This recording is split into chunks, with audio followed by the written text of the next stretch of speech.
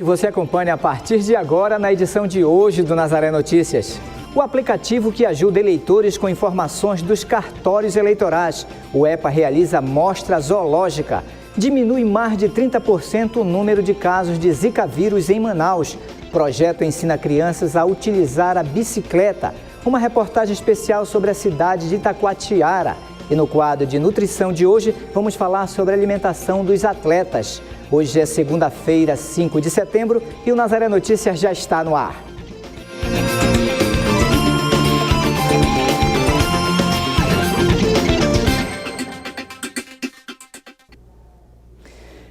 Vamos começar o Nazaré Notícias de hoje falando de combate à corrupção eleitoral. A tecnologia é a grande aliada das eleições deste ano. Aplicativos para dispositivos móveis e sites permitem que os eleitores conheçam os candidatos, descubram seu local de votação ou denunciem crimes eleitorais. Uma das ferramentas é o aplicativo Pardal, que já está disponível aqui no Pará. Em menos de 2 semanas, um resultado expressivo. Quase 400 denúncias feitas pelo aplicativo em todo o estado. Na plataforma, a população pode denunciar crimes, como irregularidades na propaganda eleitoral, uso da máquina pública e compra de votos. O aplicativo Pardal é um aplicativo disponibilizado pela Justiça Eleitoral para facilitar o envio de denúncias relacionadas ao período eleitoral. O Tribunal Regional do Pará conta com uma equipe de voluntários que faz a triagem das denúncias recebidas para depois encaminhá-las à Justiça Eleitoral. Como em anos anteriores, o TRE conta com a parceria da CNBB. Então, uma equipe da CNBB atua no recebimento das denúncias pelos vários meios com que essa denúncia pode chegar. Ao registrar uma denúncia, ela fica na base de dados do sistema e passa primeiramente por essa equipe de voluntários da CNBB, que está atuando em parceria com o TRE. Essa equipe vai fazer então uma triagem inicial, onde ela vai identificar, por exemplo, ela vai eliminar as denúncias que sejam identificadas como trotes ou que não sejam sérias, e aquelas denúncias realmente válidas, identificadas por essa equipe, são encaminhadas ao tribunal, para os cartórios eleitorais. A plataforma está disponível em formato de aplicativo para os sistemas Android e iOS. E também pode ser acessada pelo site do Tribunal Eleitoral do Estado. Nela, o usuário tem também a possibilidade de fazer uma denúncia sigilosa. A pessoa precisa registrar os seus dados, mas ela tem a opção de marcar de que esses dados fiquem anônimos e os dados vão ser preservados. Desde que já entrou em vigor, a plataforma já recebeu denúncias da capital paraense e de 9 municípios do estado. Pelos números que a gente tem das origens em que essas denúncias chegam, a gente já percebe, como era de se esperar, que o aplicativo é a principal fonte, a principal origem das denúncias está sendo feita através do aplicativo para dispositivos móveis, com, digamos assim, com mais de 90%.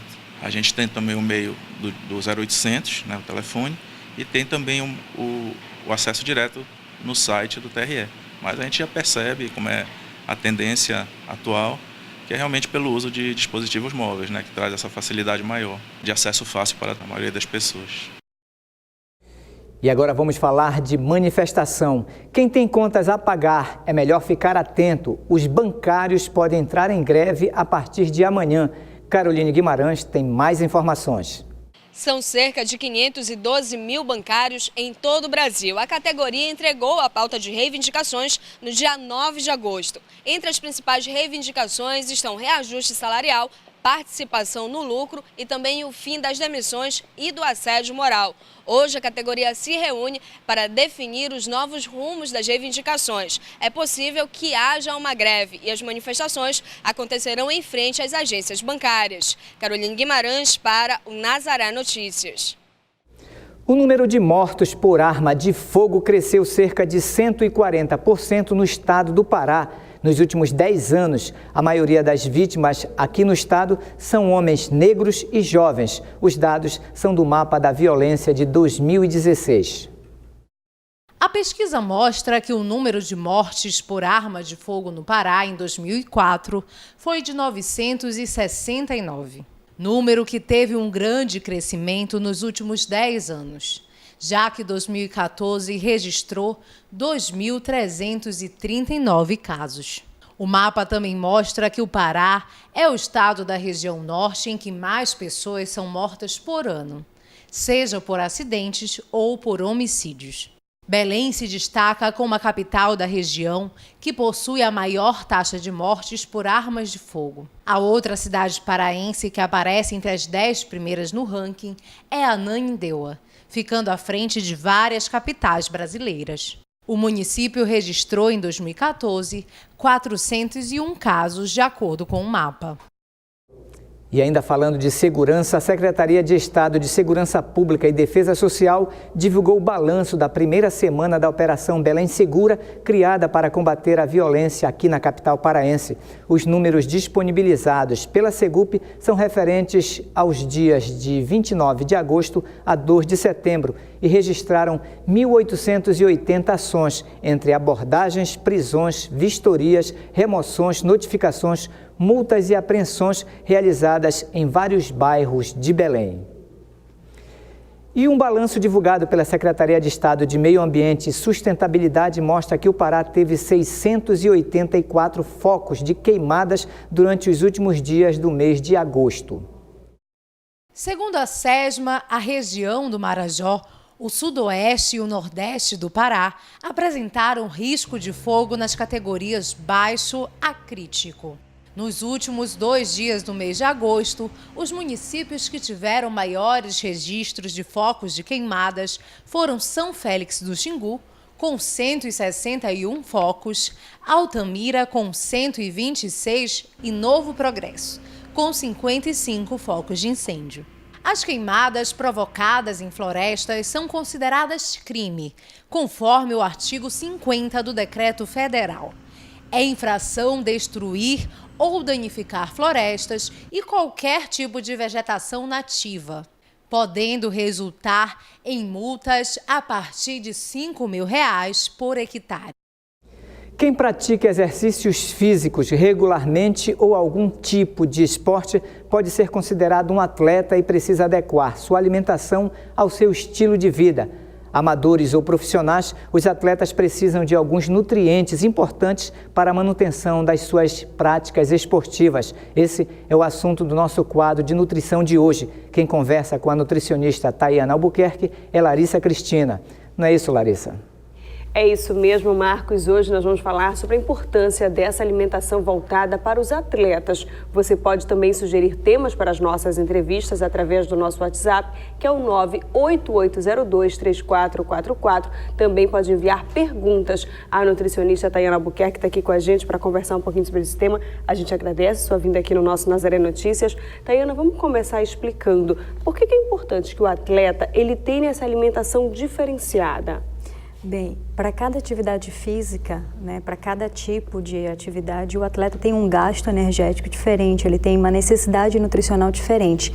Então, nesse caso, a gente precisaria ver que tipo de atividade física ele pratica, que tipo de esporte é praticado e, em cima disso, dependendo da idade, do sexo, do próprio metabolismo daquela pessoa, fazer uma alimentação personalizada, individualizada, de acordo com o esporte, para preparar aquele atleta para ter o melhor rendimento possível. É por isso que a alimentação ela precisa ser acompanhada por um profissional para que ela possa ser calculada. Agora existe diferença. As pessoas acreditam que a alimentação do atleta, do esportista, ela deve ser apenas antes da competição. Mas não, essas pessoas têm que adotar um outro hábito de vida para poder conseguir chegar nos seus objetivos. Isso, então, se você tem um objetivo que é competir daqui a 1 ano, 2 anos, 4 anos, nas próximas Olimpíadas, por exemplo, você tem que começar a se preparar desde agora. Você tem que começar a mudar a sua alimentação, a adequar a sua alimentação para a rotina de treinos, para que o organismo consiga se adaptar da melhor forma possível para que você tenha o melhor rendimento daqui a alguns anos. Agora, existe uma dica que a gente possa dar, por exemplo, para essas pessoas que elas não são especificamente um atleta, mas ela pratica atividade física todos os dias. O que ela deve ter atenção dentro da alimentação dela? Bem, se você não é atleta e pratica atividade física todos os dias, na verdade até a prática de atividade física todos os dias, às vezes isso pode ser um excesso. né? Então, pelo menos 3 vezes por semana, isso já seria o suficiente para uma pessoa que quer apenas manter a saúde.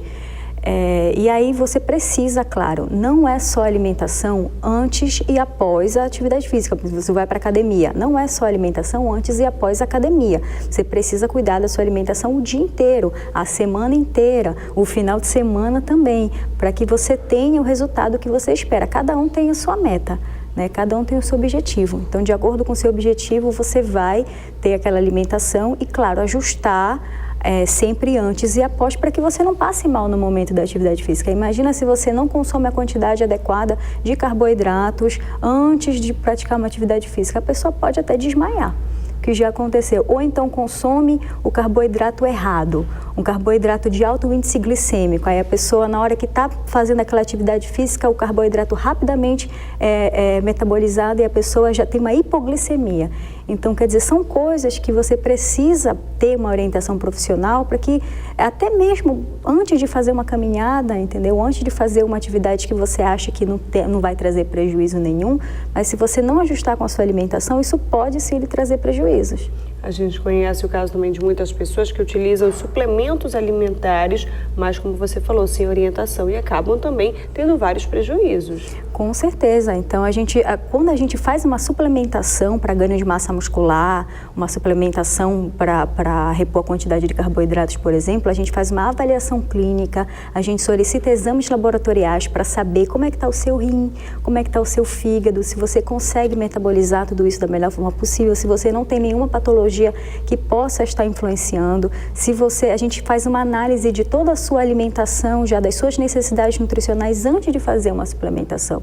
O que a gente vê é que muitas pessoas consomem suplementos porque o colega está consumindo, está vendo o resultado no colega que está malhando junto com ele, né? Então a pessoa começa a tomar. E aí mais lá na frente ela chega com a gente com problema no rim, com problema hepático, né? E a gente tem que consertar essas coisas depois. Então, para prevenir, não faça suplementação, o que a gente chama de autossuplementação. Procure um profissional para que a gente possa calcular e ver realmente qual a sua necessidade de acordo com o seu metabolismo. Existem casos de pessoas que tomam esses suplementos alimentares de forma indiscriminada e acabam, Tayana, muitas vezes tendo efeito reverso, engordando, mesmo fazendo uma atividade física. Isso é comum? Isso pode acontecer também, justamente porque você pode consumir em excesso, por exemplo, existem essa quantidade de whey protein, por exemplo, que a pessoa toma, né? Whey protein todo mundo toma, mas tem whey protein que é só proteína, tem whey protein que é com carboidrato. Então, quando a gente suplementa, a gente calcula, você precisa tanto de proteína, tanto de carboidrato. E à medida em que você começa a tomar isso de forma indiscriminada, você pode consumir acima da sua necessidade, né? Então, isso pode te levar também até um ganho de peso, mas o ganho de peso ainda é o menor dos problemas, porque os outros problemas são realmente doenças que podem afetar os seus órgãos, são problemas que podem afetar os seus órgãos e trazer doenças, né? As pessoas pensam que até mesmo aqueles repositores energéticos após a atividade física, né, aquelas substâncias que você utiliza para hidratar, para repor sódio e potássio, que você pode tomar isso de qualquer forma. E isso também é errado. Por quê? Porque a gente tem que fazer um cálculo da quantidade de água para aquele indivíduo, que é diferente de cada um, a quantidade de sódio e de potássio que a gente vai repor, isso vai depender do tempo de atividade física, vai depender do organismo da pessoa. Então, se você apenas toma aquelas substâncias porque você acha que tem que tomar, porque está todo mundo tomando, isso também pode afetar o seu rendimento e pode afetar a sua saúde. E a importância da hidratação para essas pessoas que fazem atividade física, principalmente os atletas realmente? A hidratação ela é fundamental para que o organismo funcione da melhor maneira possível. Então a hidratação ela não acontece só durante a prática de atividade física ou durante o esporte. Ela acontece ao longo de todo o dia. Essa hidratação precisa ser fracionada e de acordo com a quantidade, com o tempo de atividade, a gente vai fazendo um cálculo, né? Porque mesmo que você gaste que você perca muito líquido, mas a gente não consegue repor tudo de uma vez durante a atividade física. Então, até para isso a gente faz um cálculo. Quantos ml de água ou de eletrólitos você vai tomar durante quantos minutos a mais de atividade física você vai fazer? E normalmente a gente faz essa reposição de eletrólitos após 1 hora de atividade física, né? Então, tem gente que nem faz nada, não toma água nem nada, e tem gente que já, desde o início da atividade física, já está tomando. Então, é totalmente sem orientação, totalmente desequilibrado, oferecendo um risco à saúde. Durante as Olimpíadas, nós percebemos muitos atletas, principalmente da natação, que após sair das piscinas, eles consumiam algumas frutas, como por exemplo, banana, maçã, ali imediatamente na hora de terminar a atividade física. Quer dizer, isso acabou influenciando muitas pessoas que viram isso. É comum, é errado, é preciso ter orientação. Isso, então normalmente quando você termina de fazer uma atividade, um esporte desse nível, você precisa repor a quantidade de carboidrato ali, que a gente precisa estocar, né? Precisa dessa energia na forma de glicogênio muscular, então isso daí é um planejamento, né? Isso tudo é calculado também. Se você quer saber o que você vai comer depois do seu treino, você de forma calculada, para melhorar o seu rendimento, você precisa procurar um profissional especialista nessa área para que ele possa fazer esse cálculo. Aí ele vai lhe dizer se a banana é o mais adequado, se somente o líquido, os sais minerais, eles são mais adequados, né? E que tipo de alimentos você vai consumir após o treino. Mais uma vez a gente percebe que o acompanhamento do profissional nutricionista é o melhor em todos os passos, principalmente quando a gente fala em fazer atividade física. Com certeza, porque as pessoas querem resultado, né? Se você quer resultado, realmente melhorar a sua performance, tanto no esporte quanto física mesmo, a melhor maneira de fazer isso é com segurança. É você tendo acompanhamento profissional para que se faça todos os exames possíveis, fazendo a suplementação supervisionada e com alimentação calculada. A gente não tem como, se você simplesmente se alimentar, se você quer esse resultado e você quer se alimentar de qualquer jeito, você vai ter qualquer resultado, não vai ter o resultado que você espera. Tá certo, agradeço suas informações, Tayana. Eu lembro que a nutricionista Tayana Albuquerque está aqui com a gente todas as segundas-feiras para esclarecer temas referentes à nossa vida saudável. Você pode sugerir temas ou perguntas, enviar para a gente através do nosso WhatsApp, que é o 98802-3444. Eu volto com você, Marcos. Obrigado, Larissa. Obrigado, Tayana. A Universidade do Estado do Pará realizou na última semana a sua terceira mostra zoológica. A exposição apresentou para estudantes de escolas públicas peças da coleção didático-científica do Dr. Joaquim Hades. Ossadas, carapaças, insetos e invertebrados, além de um mostruário de fósseis e conchas. Uma coleção que já existe desde 2009. Não parece tanto assim com o pepino, mas se vocês pudessem ter a oportunidade de ver ele vivo, ele é igualzinho ao pepino. A Mostra Zoológica da UEPA está em sua terceira edição, possibilitando que estudantes do entorno do campus possam conhecer melhor as espécies. A ideia desse evento é uma homenagem ao Dia Internacional dos Animais. E ela já está na terceira edição, então é o terceiro ano que nós organizamos esse evento. E a gente convida as escolas de entorno da UEPA, foram 10 esse ano que nós convidamos, para que os alunos cheguem e conheçam um pouco da biodiversidade com base na zoologia, que são os animais. E dessa forma a gente possa fazer um trabalho para desmistificar muitas vezes assim, os entendimentos que as crianças têm com relação a nojo de inseto, nojo de barata, medo de aranha, medo de sapo. Uma das peças que mais chamam a atenção é a arcada dentária de um tubarão. Podemos observar aqui, essas mandíbulas, a primeira característica importante é a forma e a estrutura dos dentes. A gente percebe que os dentes de tubarão eles são pontiagudos e são serrilhados. Isso para atender a necessidade dele poder pegar a presa e cortar essa presa. A peça é uma das novidades da coleção. A outra é uma costela de uma baleia. A novidade desse ano, a gente trouxe uma costela da baleia, porque a gente sabia que isso ia chamar muita atenção. Nós trouxemos também a arcada dentária de tubarão, para ver as especificidades dessa coisa que causa um medo muito grande, até né, nos filmes, o tubarão, aquele animal predador. Mas essa função é importante que ele desempenha no mar para o equilíbrio né, do meio aquático marinho. Os alunos da escola Vera Simplício foram alguns dos 200 estudantes que visitaram a exposição na última sexta-feira. Uma oportunidade de aprender sobre a biodiversidade amazônica. Tem vários animais, insetos ali que eu não conhecia e eu passei a conhecer. Bem interessante. A exposição ela veio ao encontro dessa nossa necessidade de materializar, né, essas espécies, né, essa diversidade biológica que nos cerca. Então, assim, é mais um instrumento, né, de fortalecimento a esse conhecimento que a gente vem desenvolvendo na escola. Conhecer mais sobre os animais também ajudou a desmitificar certas espécies. Essas coisas, essas espécies aqui, eu nunca sabia que existia dentro do mar, mas agora eu estou aprendendo. Tem umas aranhas ali que eu aprendi, eu tinha medo delas, aí agora eu aprendi que elas não são venenosas. A coleção zoológica da UEPA também pode ser visitada por escolas fora da mostra, mediante agendamento prévio. Na última sexta-feira, a Justiça Federal de Brasília suspendeu a cobrança de multas para motoristas que circularem nas rodovias em todo o país com farol desligado. A sentença é provisória e determina que a punição só pode ser aplicada depois que as estradas estiverem totalmente sinalizadas.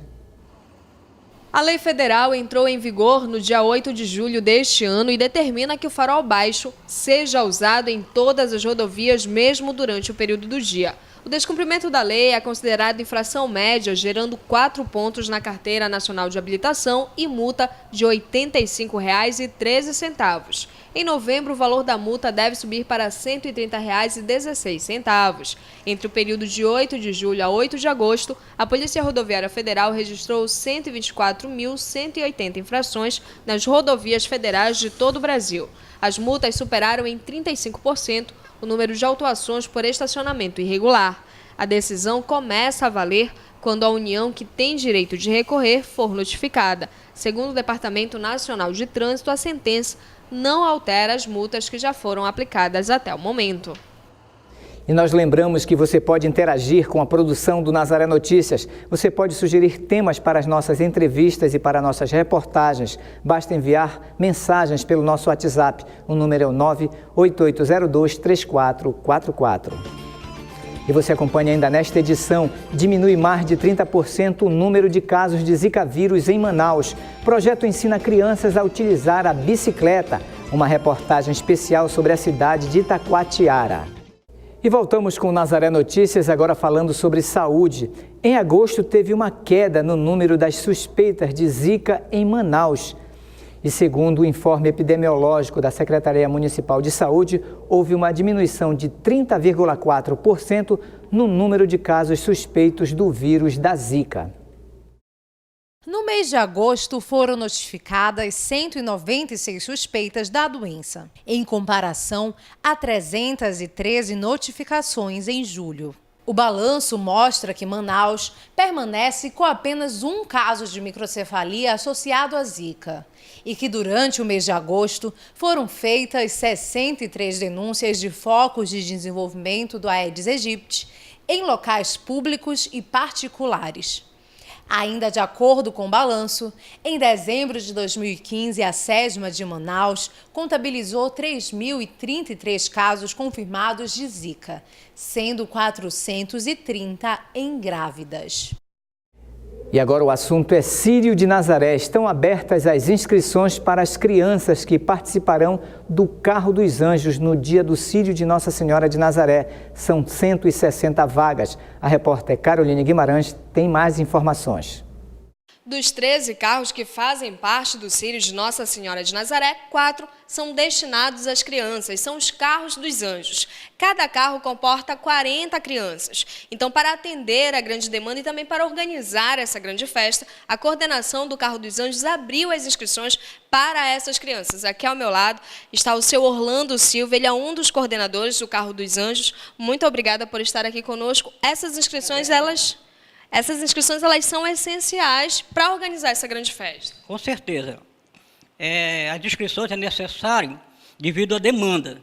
É muitos pais ou responsáveis procurando o carro dos anjos para que seus filhos saiam.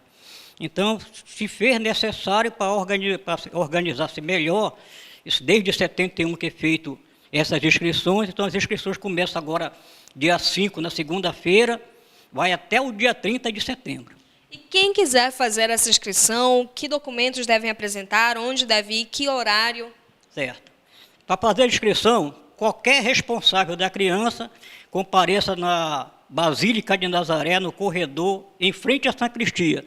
Vai estar lá um representante, ou talvez até eu, fazendo as inscrições. Documento necessário, levar uma xerox da certidão de nascimento da criança. Somente isso nós fazemos as inscrições, vamos emitir um crachá, e o crachá definitivo vai ser entregue no dia 4 ou 5 de outubro, lá no Centro Social, que nós vamos fazer uma reunião com os pais para orientar, dizer o horário de chegada e aonde está cada carro que a criança foi inscrita. E esse crachá permanente, ele é essencial. Existe um crachá que fica com a criança no dia da procissão e um crachá que fica com o responsável, que é justamente para manter essa organização também e a segurança da criança. Isso, exatamente. Para fechar toda essa segurança com essas crianças, porque trabalhar com criança é um trabalho bastante difícil.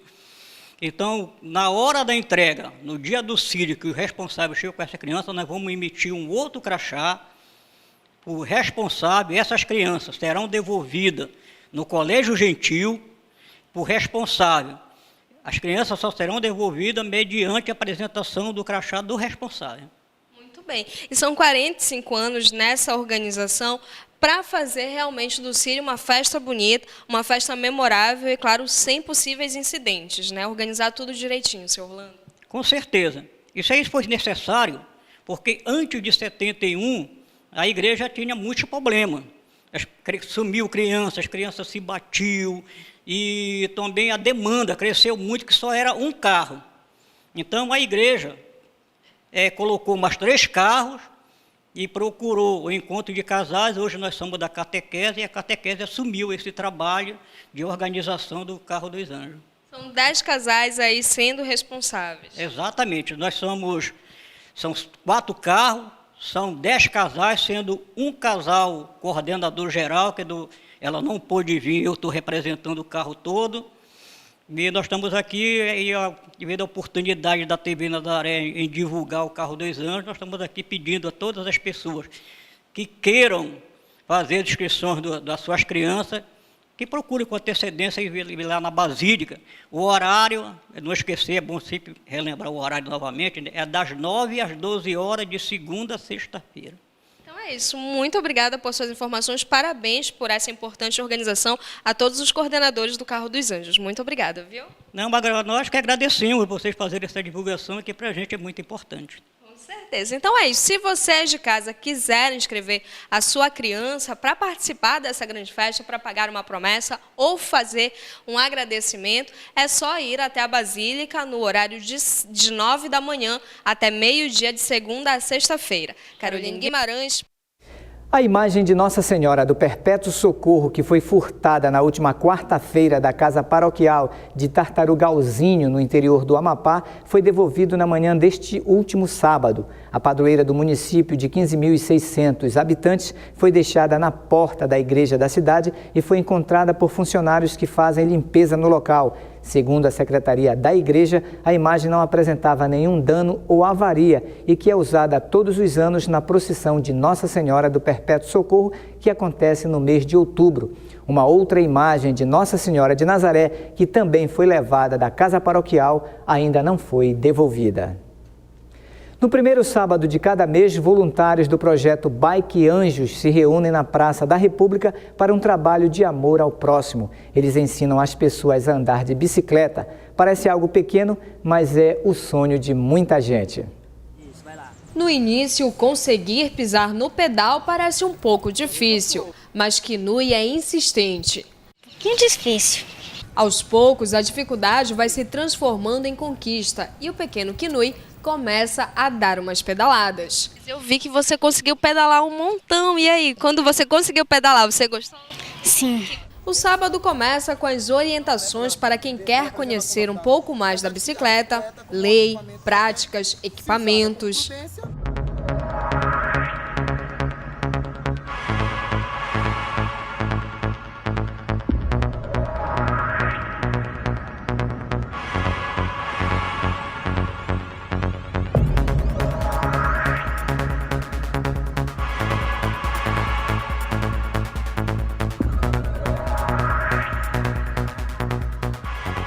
O trabalho de educação é feito por voluntários do Bike Anjos. A pessoa tem que ter um pouco mais de determinação ali para na hora poder aprender, né?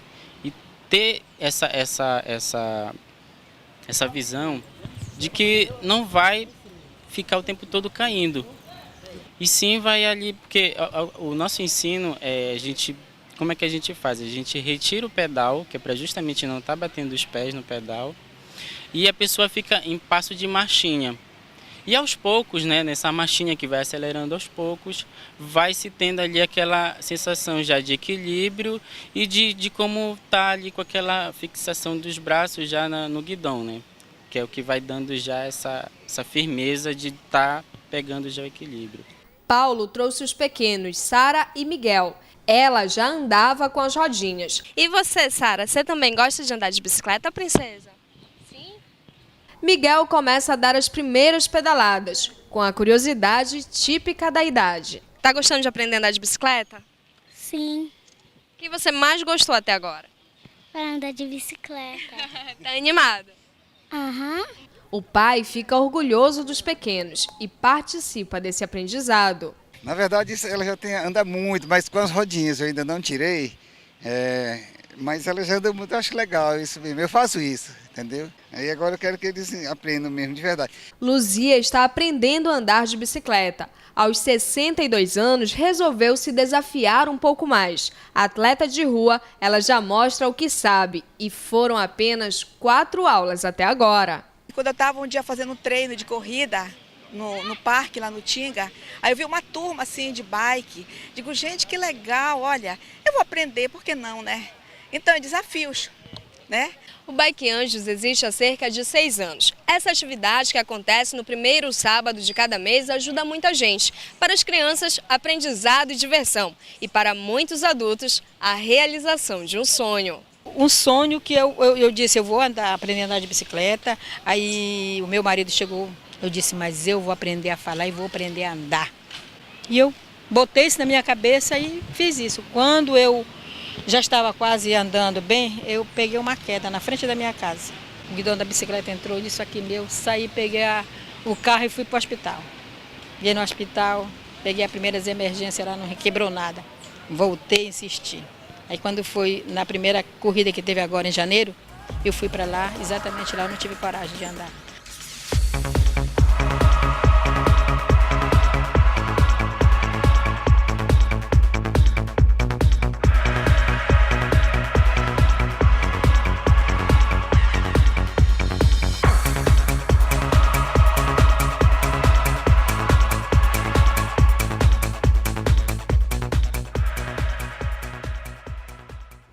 Na próxima quarta-feira, dia 7 de setembro, mais de 3.000 homens e mulheres de tropas federais, estaduais, municipais e grupamentos não institucionais do Estado irão participar do desfile cívico-militar. O desfile acontece na Avenida Presidente Vargas a partir das 9 horas da manhã.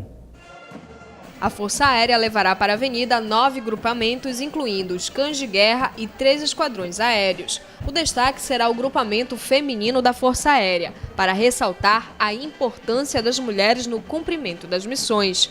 O contingente da Marinha será construído pela banda de música do grupamento de fuzileiros navais de Belém. Eles desfilarão entoando as canções Cisne Branco e Viva a Marinha. Pelo Exército, o desfile será trajando o uniforme histórico cadetes da Academia Militar das Agulhas Negras. O Comando de Missões Especiais da PM desfilará com o Batalhão de Choque, Canil e a Companhia de Operações Especiais. O desfile motorizado será feito com viaturas operacionais usadas no policiamento diário. Fechando o desfile militar, a Cavalaria da PM em traje histórico fará o tradicional trote no corredor do evento. O Corpo de Bombeiros Militar do Pará participará do desfile com 8 pelotões, 7 formados por militares, totalizando 287 bombeiros, e um pelotão motorizado com 21 viaturas operacionais da corporação. Também vão participar do desfile os alunos do programa Escola da Vida e a banda de música. Pela primeira vez neste ano, apresentam um pelotão formado por 41 mulheres. E agora você acompanha a previsão do tempo para amanhã na Amazônia.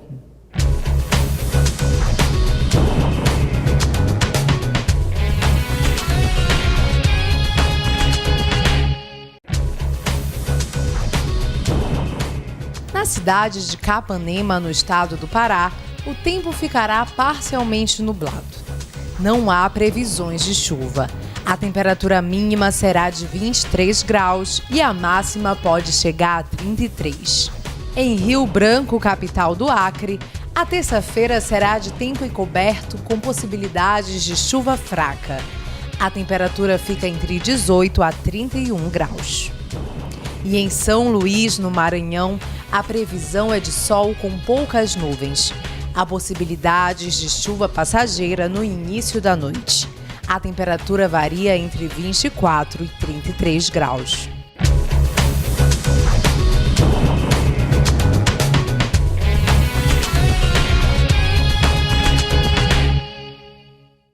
Uma expedição que começou no último sábado pelos pesquisadores do Grupo de Pesquisas em Biologia e Conservação de Mamíferos Aquáticos da Amazônia, ligados à Universidade Federal do Pará e à Universidade Federal Rural da Amazônia, deverá captar os sons emitidos por botos que vivem no município de Mocajuba, no nordeste do Pará. O grupo, composto por biólogos veterinários e especialistas em equipamento de monitoramento eletrônico de mamíferos aquáticos, irá fixar nas costas dos botos dispositivos eletrônicos que permitirão escutar o que os animais conversam entre si, além de registrar informações como a localização, a velocidade, a profundidade e a orientação em que cada boto se encontra no período de silêncio. Segundo os pesquisadores, os equipamentos não machucam os animais e já foram usados em pesquisas com mais de 20 espécies de mamíferos marinhos, mas é a primeira vez que serão usados em um golfinho de água doce. Uma cidade que tem seu nome pintado na pedra. Sua colonização é portuguesa e é uma das principais cidades do Amazonas, com um talento próprio para a música. Nesta reportagem, vamos conhecer a cidade de Itacoatiara.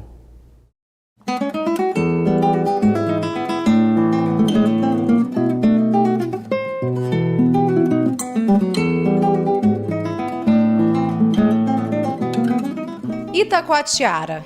Na língua tupi-guarani significa pedra pintada. Nome atribuído à cidade pela existência de escritos históricos, gravados em pedras na frente do município, à margem do rio Amazonas.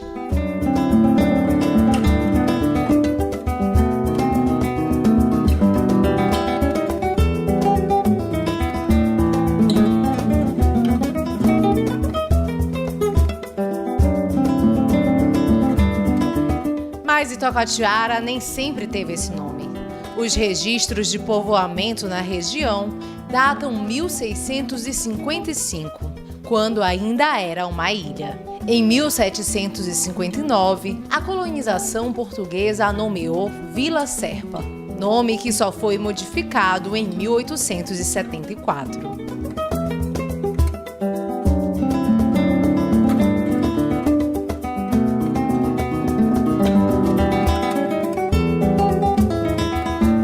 Distante 176 quilômetros de Manaus, Itacoatiara é uma das principais cidades do Amazonas, com cerca de 100 mil habitantes. Cheia de belezas e encantos, a cidade atrai visitantes de todo o estado, principalmente no mês de setembro, quando cedia o Festival da Canção de Itacoatiara. Com 4 dias de apresentações de artistas da região, o FECANE é o maior festival de música do Amazonas, responsável por revelar há 32 anos grandes nomes da música local. O principal ponto turístico da cidade é essa rua aqui, a Avenida Parque. Ela começou a ser construída em 1928, quando foram plantados os primeiros oitizeiros, que aqui em Taquatiara são conhecidos como benjaminzeiros. Hoje, ela é a maior avenida de túnel verde do Brasil. São 346 árvores espalhadas por 1.830 metros de extensão. Cidade com maioria da população católica, Itacoatiara é uma prelazia pertencente à Arquidiocese de Manaus. Sua padroeira é Nossa Senhora do Rosário.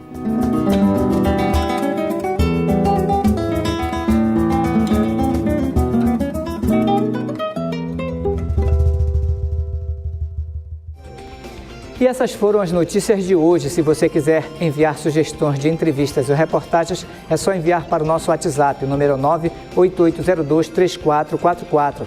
Se você quiser rever nossos vídeos, acesse o Portal Nazaré, www.fundacionazaré.com.br ou acesse a nossa página no Facebook. O Nazaré Notícias fica por aqui, nos encontraremos amanhã na próxima edição. Até lá!